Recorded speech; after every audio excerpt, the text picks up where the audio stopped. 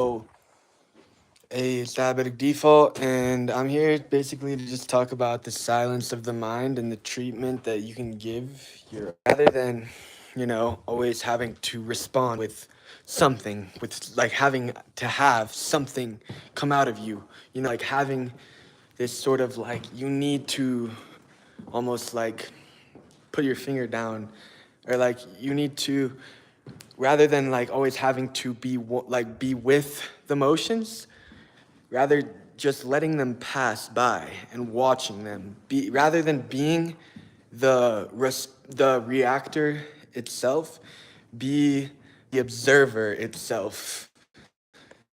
And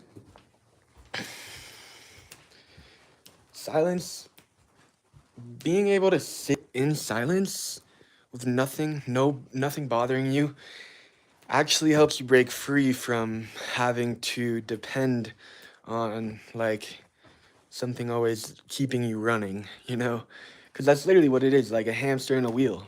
It's always running. Me right now even saying all this shit, my mind's running. To silence the mind is to clear the mind. To achieve clarity, you need to undergo an environment full of silence. An environment full of silence. I believe so, at least.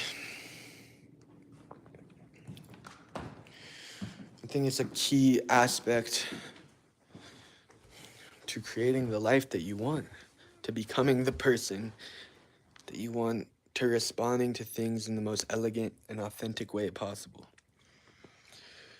So, yeah, just kind of getting it out there, like silence your mind, become the observer rather than like being there, like looking for the next thing, always looking for the next thing, kind of go back.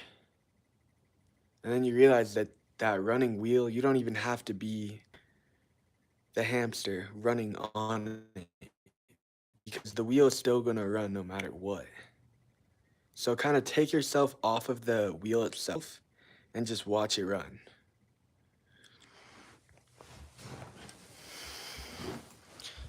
And it's a big learning experience. This goes out to everybody, everywhere.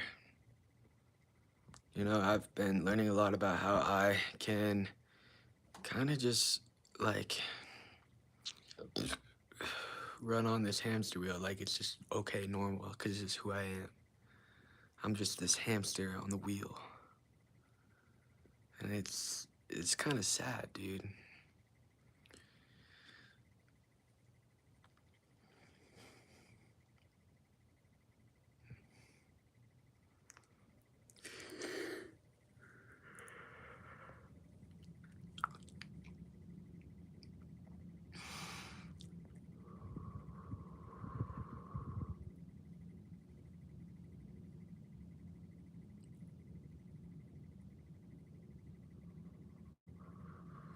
Your voice is very powerful.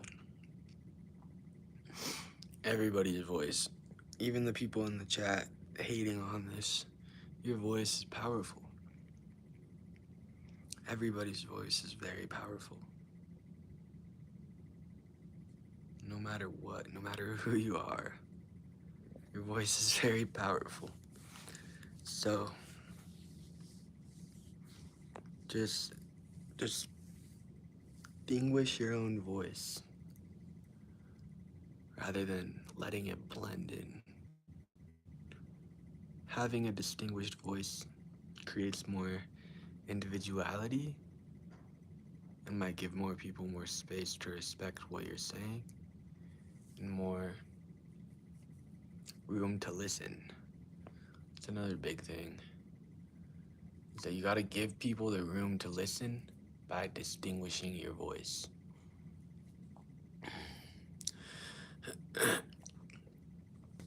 And I think one of the big problems with me is that ever since I've gotten into Tantric Buddhism, all that, Um, you know, I've been focusing a lot on my third, my fourth, my sixth, and my seventh chakras, which have to do with willpower, love, insight,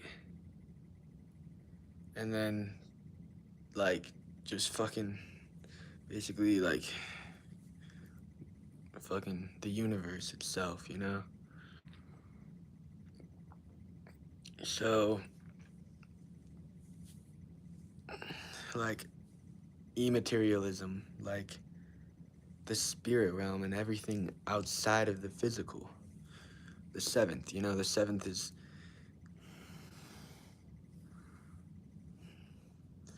the broader part of the mind, while the insight is more of the refined part. But one thing that I haven't focused on is my freedom of expression as much, which happens right here in the fifth chakra. And I mean, obviously, one and two, like that survival and pleasure, everyone interacts a lot with their second chakra. A lot. Like their first and second, most people are mainly interacting with just those two chakras.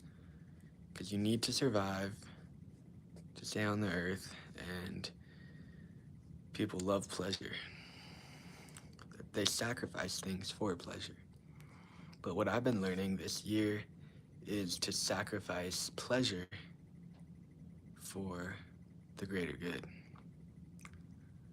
I haven't smoked, vaped, drank, haven't done any of that stuff. And I've noticed how much more clear my mental space is becoming, especially with no FAP. I mean, that's another big one because that has a lot to do with the second, a lot to do with the second chakra. No FAP. It's like a renewal. I feel like I'm just like going through a renewal process. And it's honestly really fun.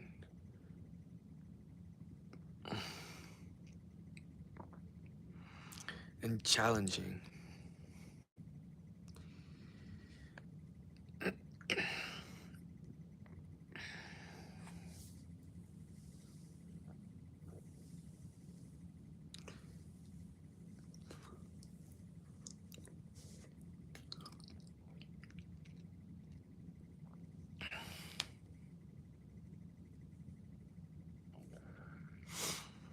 Now, let's say, okay, survival. How do I survive? My first chakra, I've been thinking a lot about, my blood sugar, my diabetes, keeping it aligned with just like having good blood sugar and good health, eating good food, and, staying active physically. So survival, that is going, well, it's flowing. It's flowing. I can feel it. My second one, I've been challenging myself to sacrifice my own pleasure for the greater good, for benefit in the long run rather than just short-term pleasure. And I think that this is evolving. That chakra of mine is literally evolving a lot. Like, I can feel it shifting, like, heavily. Because what gave me pleasure before, it might even feel different in the future due to me going through this process. But I don't even really think about, I'm only doing this so that it feels better. Like, I'm only going on a tolerance break so that I can go back and get high as fuck on weed. Like, of course, I've thought, like, I'm gonna get high as fuck next time I smoke, but that's not the reason behind me doing it. And then the third chakra, which is willpower, for me, I already think that chakra is erupting with energy, but I still think that I have a long way to go because there are a lot of things that I say, like, I'm gonna do that, I'm gonna do this, blah, blah, blah, blah. I want that, I want this, blah. But my perseverance doesn't show the same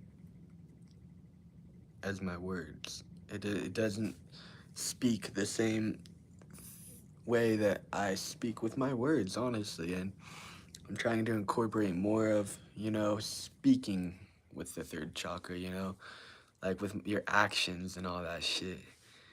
Like waking up and going on a fucking 5 mile run or some shit just because of your willpower. Like literally just because it's in you to do it. I know that I have a very heightened and strong willpower,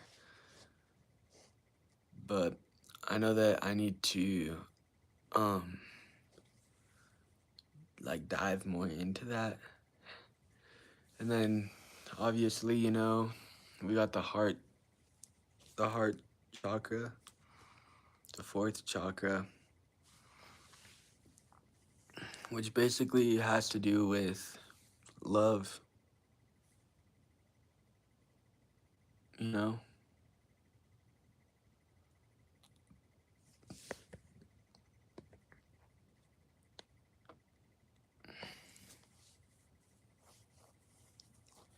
And me kind of letting go of this pleasure, like I need pleasure right now. I need pleasure. I see this, I'm gonna chase that because it's gonna bring me pleasure. It's actually helping me open my heart chakra more. New aspects of my heart chakra that I've never seen before. And that's really cool to see.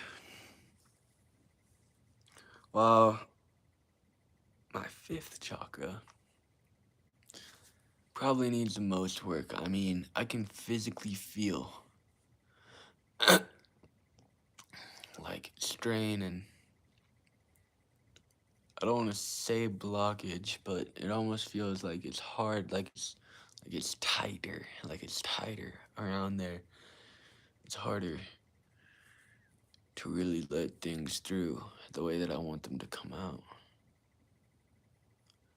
And this has been like this for years. There's been points in my life when I've kind of just opened it up and let it flow freely and been transparent, been honest, and been authentically myself. And that's when that little narrow pathway widens and kind of interacts with all my other energy centers. Well, the sixth chakra deals with intuition.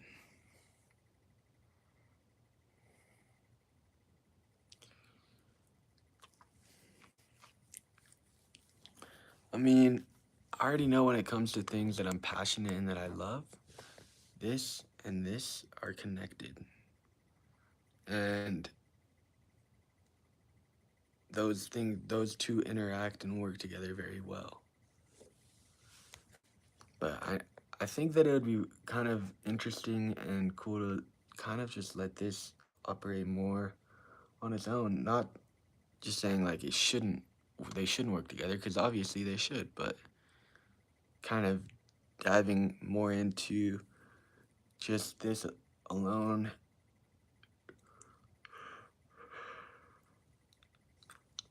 Well, the top deals with like ego death, I want to say. Like, oh, I think I'm this person, I have this, so I'm amounted to that. And once you realize that, like, you are literally nothing. Like you are so small.